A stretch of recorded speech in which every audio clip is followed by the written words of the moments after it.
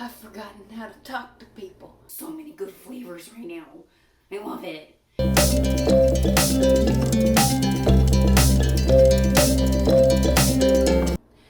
Hey, welcome back. It's been a long time since we filmed a video on this channel, but I had the creative urge to start filming again, and I'm gonna just try it. I'm gonna try it out. If you're watching this, it's the 1st of September, and that means it's pumpkin spice season. It's time for orange and fall colors and little cute earrings, little campfire. I wanted to come back to this channel with like some refreshed content, and I don't really know what's gonna happen. I don't know how many videos, I don't know anything about what I'm gonna be doing. I just had that creative urge to get back into the kitchen, get back onto YouTube and start filming stuff again. Today I wanted to film a new to you recipe in honor of September 1st. It also happens to be when we go back to Hogwarts. Beginning of pumpkin spice season, going back to Hogwarts, just anything that has to do with cooler weather and pumpkins. I wanted to make pumpkin pasties. Now, in my experience, I do have like a Harry Potter themed recipe for pumpkin pasties and like a cookbook, like a Harry Potter themed cookbook. It's not what I'm gonna do today. I'm actually gonna be making pumpkin empanadas. Empanada is just a filled like pie dough treat of sorts. You can get them sweet or savory. I look at it as just like handheld pies are very similar in flavor and style. But for me, I just use this recipe that I've kind of developed over time with a classic pie dough, with a shortening base instead of a butter, and a pumpkin pie type filling. I think in order to get started in the kitchen, I'm gonna need an apron. Okay, apron's on. You like this apron? It's pretty cute, right? You like it?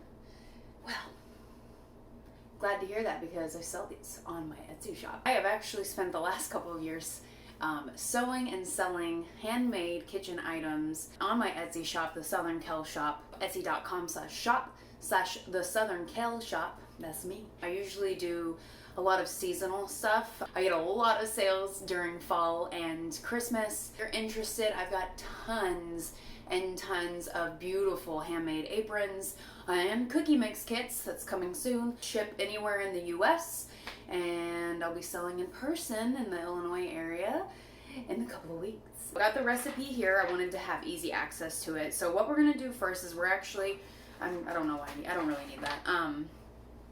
So to make pumpkin empanadas, you need literally two sections of this. You need the filling and you need the dough. The filling is super simple, and we're gonna start on that first. So to the stove.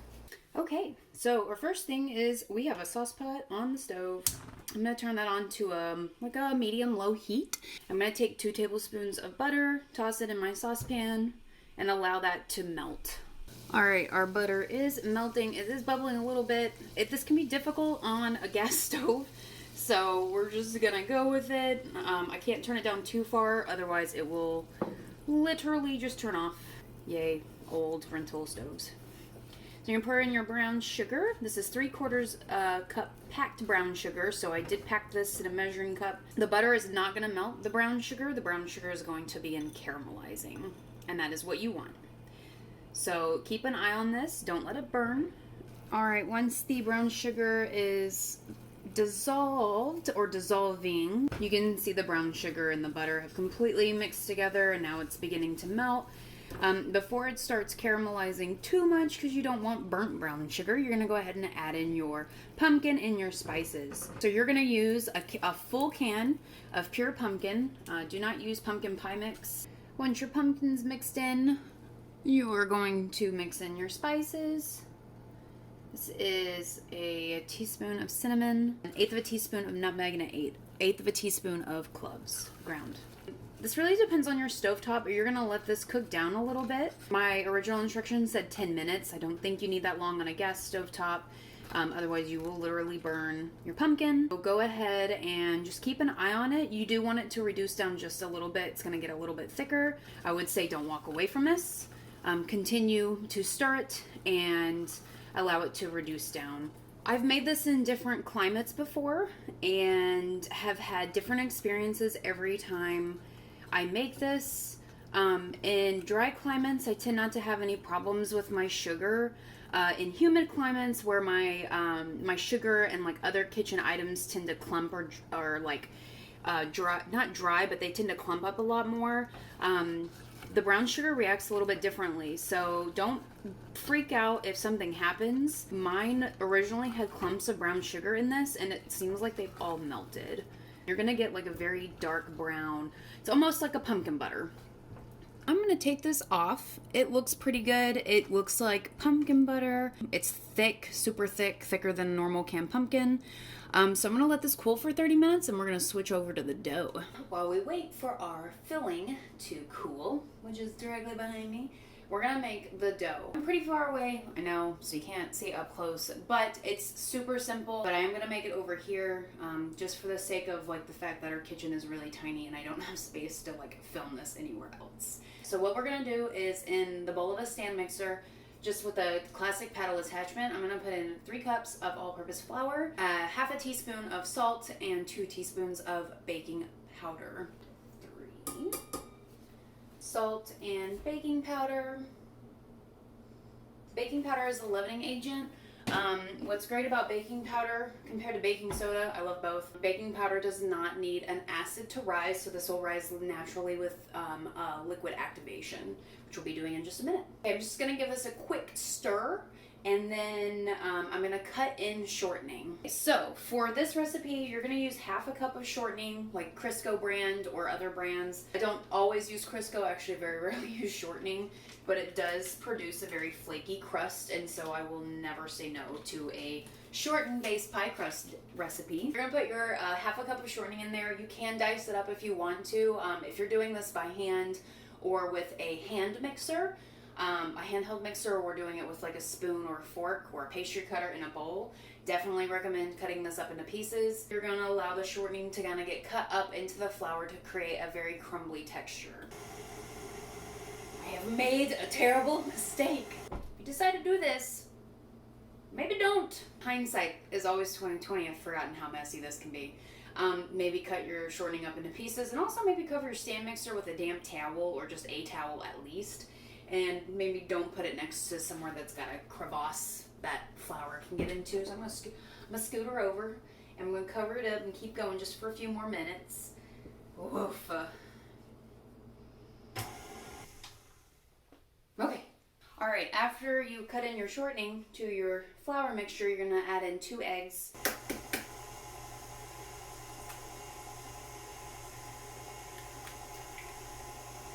If you're worried about dropping eggshell into your pie crust, like I almost just did, crack them into another bowl and then pour them in. Next, we're gonna do milk. I'm gonna do a gentle stream.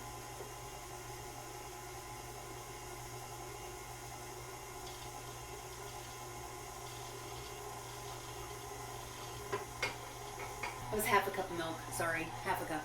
And then you're gonna add in 2 tablespoons, some tablespoons. You're gonna add in 2 tablespoons of granulated sugar. At this point, your dough should be looking like dough, like this in your stand mixer. At this point, you've got dough. You got pie dough. I'm so proud of you. I'm so proud of you. I'm gonna split this in half. I'm gonna wrap each half into a kind of like a flat ball, like a disc, and put it in the fridge to chill for 30 minutes. What I am going to do is make sure everything at the bottom is mixed together, because sometimes at the bottom you'll get a little bit of crumb. Kind of make a big dough ball like this. Eyeball it. Or should I say dough ball it? So flatten it just a little bit. Wrap it airtight like so. Easy peasy. Okay, flatten just a little bit, rippy wrappy, put it in the fridge. Okay, and now that this has cooled slightly, like I can hold it, I'm going to cover this and also put it in the fridge to continue chilling until we're ready to go with our next step, which will be assembling the empanadas, or should I say pumpkin pasties. Okay, welcome back. It's been about 30 minutes. I've had my dough chilling in the fridge for about 30 minutes.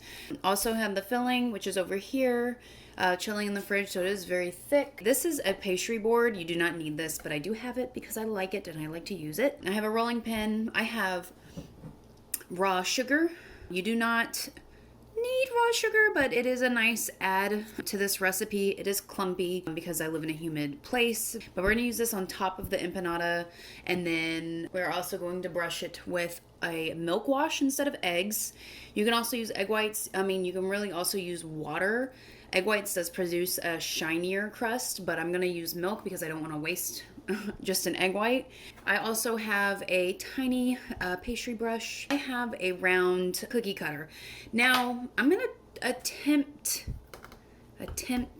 to make pumpkin shaped ones. I've got flour over here in my flour canister, so I'm just going to sprinkle the top of my board. Get that nice and coated so this doesn't stick. I also have over here on my stove, it's preheating, but I have a baking sheet lined with parchment paper. You can also use a silicone mat. I've enjoyed using parchment paper a little bit more lately than a silicone baking mat because it helps with the baking process. I don't know, it's just it's different, but it's better. I don't know if I said this, but I do have the oven preheating to 350. I'm just gonna start rolling this out. You can do this a couple of different ways. I'm gonna do it this way because I'm using a cookie cutter. But you can also split this off into 12 pieces and make empanadas in the hand method, and I will show you how to do that in just a few. Or for this half of the dough, because I do have another dough ball or dough disc in the fridge, I'm actually going to cut these out and try to make pumpkin shapes. So instead of it being like an empanada at this point, this is kind of where it turns into like a pumpkin pasty, because instead of just doing discs and folding them in half, which I will show you how to do, I'm cutting out 2 pieces and pressing it down like almost like a Pop-Tart. Here's what I'm going to do. I'm going to take this round cookie cutter, I'm going to cut through, but then I'm going to alter the shape once I'm done cutting it. So I'm going to just do a couple, give this like a test run. It's been a long time since I've done shaped dough. So we're gonna try to do, let's see, 1, 2, 3, 4, 5. Let's try to get 8 out of this. So we have 4 like little hand pies. I've also got a fork to press these, and I got a paring knife. You can use anything. You can use a butter knife. You can use whatever knife you can find. What I'm gonna try to do here is make like the stem of a pumpkin. Let me just get all this dough out of the way real quick. With this one, I'm gonna do it facing towards me. I'm gonna do like a little bit of an angled line to create a stem. And then I'm gonna cut this triangle out. So I'm just gonna like literally cut a triangle out. And so then you've got like the stem of a pumpkin, which won't be filled, and then you've got like a little bit of a round shape here. Press those corners in, and then another thing I'm gonna do is cut a triangle down here. I'm gonna press it a little bit so it looks like kind of like a rudimentary pumpkin. You know, we're trial and erroring as we go. I'm gonna do the same thing on another one. I'm gonna do the stem. Oop, that was clumsy. And then I'm going to cut out these triangles like so. Then I'm going to turn it around, cut out another triangle like in the middle to create a pumpkin shape. And then I'm just going to round out all my corners, and then that should theoretically fit on top of this one. Okay, so what I'm going to do now is I'm going to take my pumpkin butter filling. I'm going to just do like that's probably like a tablespoon, a spoonful, whatever you want to call it. I'm going to just put it in the middle. Make sure you don't go to the edges on this. You don't want to like, you don't want this to like bake out while it's in the oven. It's going to cause a mess. You're going to take your second piece and you're going to lay it on top. My second piece was just slightly bigger. We're going to see if that helped, which I think it does. Guys, we're learning as we go. I forgot about the crucial part of putting this together. You need water. So you're going to take a tiny bowl of water. You're gonna dip your finger into this and you're gonna seal your pie crust. You're just gonna run your finger that's wet along the line of your dough, and that's gonna allow your dough to stick together. And this also lets you check to make sure that your filling is not running over the edge. Now you're gonna take the fork and you're going to gently but firmly press notches into your empanada or your handheld pie.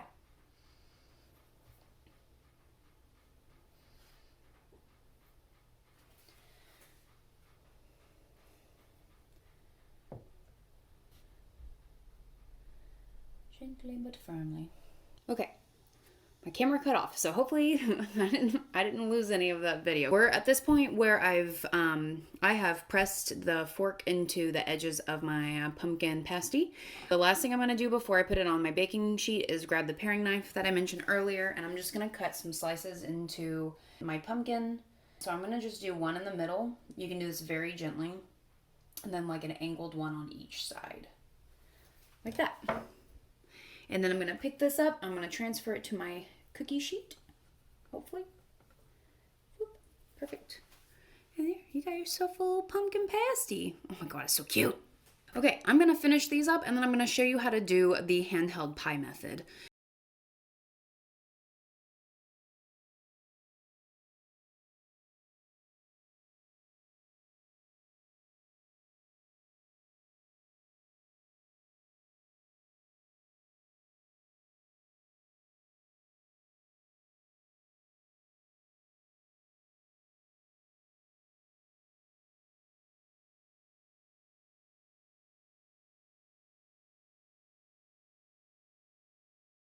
So now I'm going to show you how to make an empanada by rolling it out. So what I've got here is a dough ball. I just took the remaining dough and portioned it out into quarters. These are probably going to be a little bit bigger than the directions, but that's okay. You can make them whatever size you want because this is America.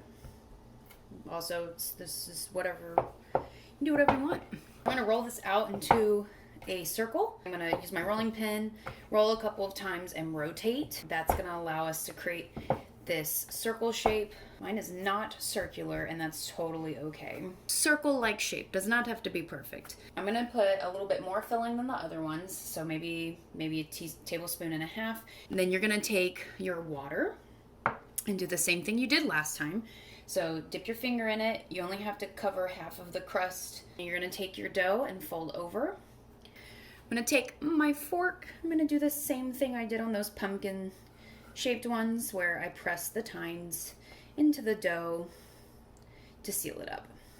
And then last thing before I put it on the baking tray, I'm gonna take that paring knife and I'm gonna do the same thing I did on the pumpkin shaped ones. I'm gonna cut 3 small slits and voila. This is very tender. Look at that cute little hand pie. So I'm gonna put this on the baking tray. I'm gonna finish up the rest of the dough and then I will come back to you when we bake. Okay, so here are the ones that I did just now. I did 4 pumpkins and 4 classic. They're a little bit bigger than what you would do if you split it into 12, obviously. I also did try a jack-o'-lantern. We're gonna see how that bakes. I'm not entirely sure. It already looks a little funky. But what we're gonna do right before we put it in the oven is we're going to cover our empanadas or pumpkin pasties in a milk wash and raw sugar. Like I said before, my oven's preheated to 350. I have a little bit of milk here. I'm going to dip my pastry brush in it and just very lightly coat the top of my pasties. I'm gonna just do a few at a time, that way the milk doesn't fully dry. So I'm gonna take some raw sugar. It's hard doing this left-handed when my camera's on the left. I'm gonna take some raw sugar and I'm gonna just sprinkle it on top. So I'm gonna milk wash the rest of these. I'm gonna pop these in the oven at 350 degrees for 15 to 20 minutes until the edges are golden brown. I'll see you when these come out of the oven. All right, so our pumpkin pasties, or pumpkin empanadas are out of the oven. I've given them a little bit of time to cool. Look at it. It's so cute. I'm gonna try it. Let's try it. I'm literally sweating. A little bit of fiddling in there. Fiddling? A little bit of filling in there. It's really good. The sugar in the crust made the dough a little bit sweeter than a traditional empanada, which is so nice. The filling is delightful.